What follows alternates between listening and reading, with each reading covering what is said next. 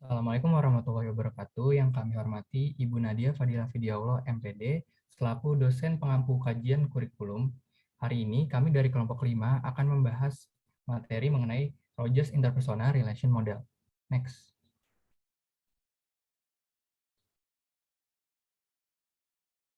Adapun anggota dari kelompok 5, yang pertama ada Muhammad Sabikah Sanuha, yang kedua ada saya sendiri, Muhammad Zaidan Alam, lalu ada Nabila Afifah Rasya, berikutnya ada Nafiza Puspa Ayuning Tias, ada Neti Rismanisa Ramza, dan Nika Fitri Nurjana. Next. Oke, jadi hari ini itu kita akan membahas 5 topik.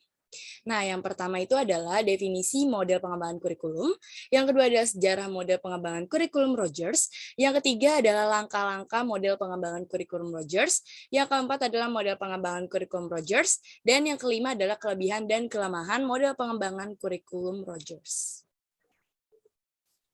Oke, jadi sebelumnya kita mau bahas dulu nih, definisi model pengembangan kurikulum. Jadi yang pertama, model adalah pola yang dapat membantu berpikir dan konseptualisasi. Ya, jadi model itu merupakan suatu proses yang menunjukkan prinsip-prinsip dan prosedur yang dapat menjadi pedoman bertindak. Nah, banyak banget nih teman-teman model yang dapat digunakan dalam pengembangan kurikulum. Nah, biasanya kurikulum yang dikehendaki itu hendaknya dapat mengembangkan individu secara fleksibel terhadap perubahan-perubahan dengan cara melatih diri berkomunikasi secara interpersonal. Nah, yang selanjutnya itu adalah pengembangan kurikulum dapat dilakukan dengan sistem dan cara yang dituangkan dalam berbagai model. Karena model pengembangan kurikulum itu merupakan berbagai bentuk atau model yang nyata dalam penyusunan kurikulum yang baru ataupun penyempurnaan kurikulum yang telah ada. Nah, selanjutnya dalam pengembangan kurikulum tidak dapat lepas dari berbagai faktor maupun aspek yang mempengaruhinya. Jadi, seperti cara berpikir, terus sistem nilai atau nilai moral, keagamaan, politik, budaya, dan sosial, terus juga proses pengembangan kebutuhan peserta didik, lingkup dan urutan bahan pelajaran, serta kebutuhan masyarakat maupun arah program pendidikan. Nah, jadi model itu berfungsi sebagai sarana untuk mempermudah komunikasi atau sebagai petunjuk. Sebagai petunjuknya itu apa? Jadi sebagai petunjuk bisa yang bersifat perspektif untuk yang mengambil keputusan atau sebagai petunjuk perencanaan untuk kegiatan pengelolaan. Oke, next slide. Oke, jadi jika disimpulkan model pengembangan kurikulum itu apa sih? Jadi, jika disimpulkan, model pengembangan kurikulum itu merupakan model yang digunakan untuk mengembangkan suatu kurikulum tentunya, di mana pengembangan kurikulum itu dibutuhkan untuk memperbaiki atau menyempurnakan kurikulum yang dibuat untuk dikembangkan sendiri, baik dari pemerintahan pusat, pemerintahan daerah, ataupun sekolah. Nah, ada pun nih salah satu model pengembangan kurikulum yang akan kita bahas, yaitu Rogers Interpersonal Relation Model atau model relasi interpersonal Rogers. Oke, selanjutnya boleh dilanjut. Oke, selanjutnya saya akan menjelaskan tentang sejarah model pengembangan kurikulum Rogers atau Rogers Interpersonal Relation Model. Siapa itu Carl Roger? Carl Roger itu adalah seorang ahli psikologi yang berpandangan bahwa manusia dalam proses perubahan mempunyai kekuatan dan potensi untuk berkembang sendiri, tetapi karena ada hambatan-hambatan tertentu, ia membutuhkan orang lain untuk mempercepat perubahan tersebut.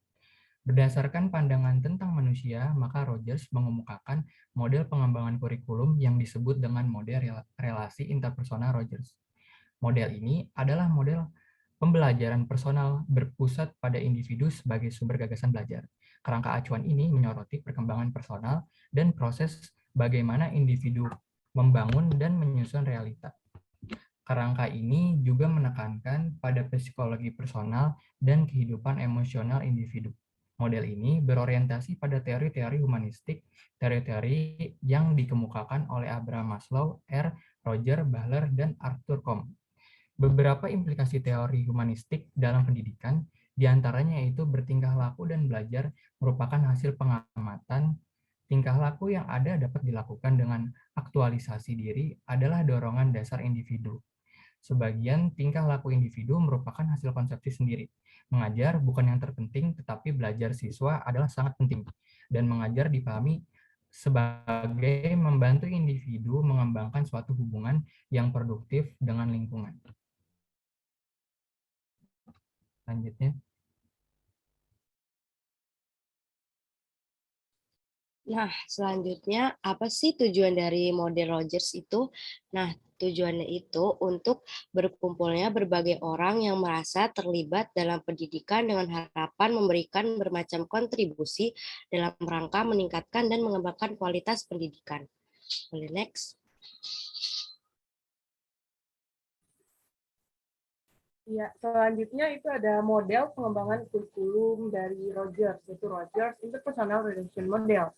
Yang pertama ini ada model 1, di mana model ini merupakan model yang paling sederhana.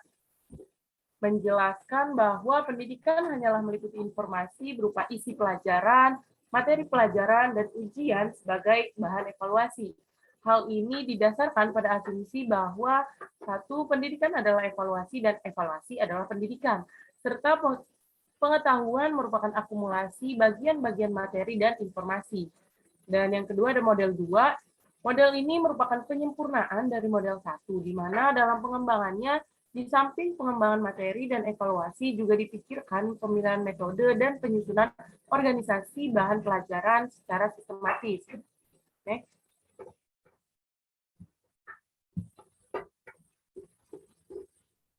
Yang ketiga ini ada model 3. Model 3 ini merupakan penyempurnaan model yang kedua, yaitu dengan memasukkan unsur teknologi pendidikan sebagai media atau alat dan software perangkat lunak yang mempunyai peranan penting dalam proses belajar mengajar. Dan yang terakhir ada model 4, di mana model ini merupakan model pengembangan kurikulum yang paling sempurna, sebab tujuan atau sasaran pada model ini sebagai bagian dari salah satu komponennya. Terdapat 4 langkah pengembangan kurikulum model Rogers, yaitu diantaranya adalah yang pertama, pemilihan satu sistem pendidikan sasaran, yang kedua, yaitu pengalaman kelompok yang intensif bagi guru, yang ketiga, pengembangan satu pengalaman kelompok yang intensif bagi satu kelas atau unit pelajaran, dan yang keempat, ada melibatkan orang tua dalam pengalaman kelompok yang intensif. Nah, dalam hal ini, Rogers lebih mementingkan kegiatan pengembangan kurikulum daripada rencana pengembangan kurikulum tertulis, yakni melalui aktivitas dan interaksi dalam pengembangan kelompok intensif yang terpilih.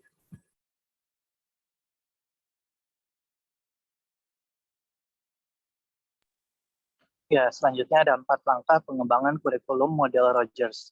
Yang pertama itu adanya kegiatan kelompok intensif untuk administrator atau pejabat pendidikan dalam 1 pekan dalam kondisi yang tidak formal atau rileks.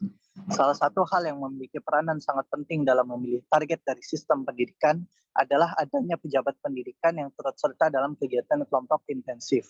Para pejabat pendidikan atau administrator ini nantinya akan melakukan kegiatan kelompok selama 1 pekan dalam suasana yang tidak formal atau rileks.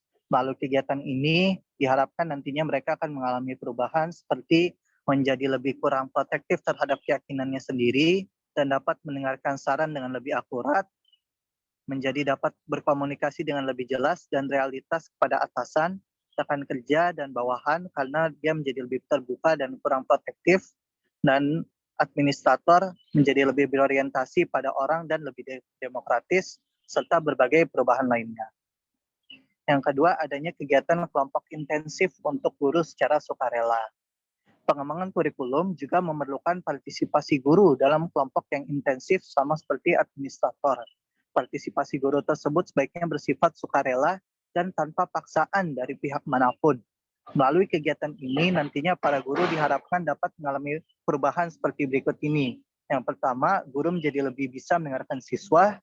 Yang kedua, guru bisa menjadi lebih menerima usul inovatif daripada siswa daripada bersikeras dalam zona nyaman.